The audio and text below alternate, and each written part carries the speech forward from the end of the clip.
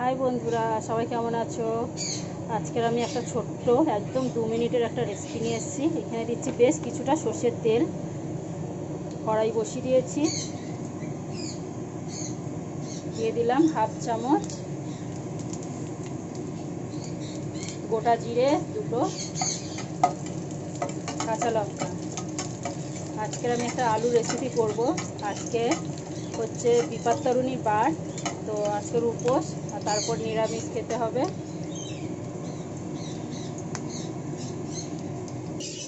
এখানে ফোড়নটা বেশ ভালো করে ভাজা হয়ে গেছে। এখন দিয়ে দিচ্ছি 1 চামচ মতো গোলমরিচ গুঁড়ো। এবারে দিয়ে দিচ্ছি নুন স্বাদ অনুযায়ী। এখানে মশলা দেওয়া কমপ্লিট, আর কিচ্ছু করবে না। এবারে দিয়ে দেবো মেন জিনিস, সেটা হচ্ছে আলু। দুটো মাঝারি সাইজের আলু আমি সেদ্ধ করে এরকম ছোট ছোট টুকরো করে কেটে নিয়েছি।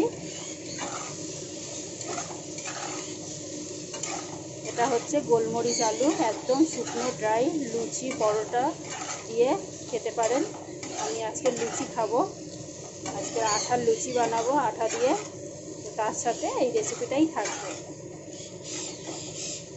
আমরা বেশিরভাগ এটা একদম ছটফট হয়ে যায় বলে, 1 মিনিট 2 মিনিটের মধ্যে হয়ে যায় বলে মুখরোচক চাটের মতো করে খাই মাঝের মধ্যেই, কখনো শেয়ার করা হয় না, তাই আজকে বন্ধুদের সঙ্গে শেয়ার করলাম।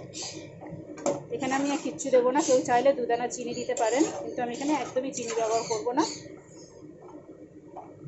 একটু ভালো করে নাড়াচাড়া করে আমি নামিয়ে নেব। তো আমার রেসিপি কমপ্লিট।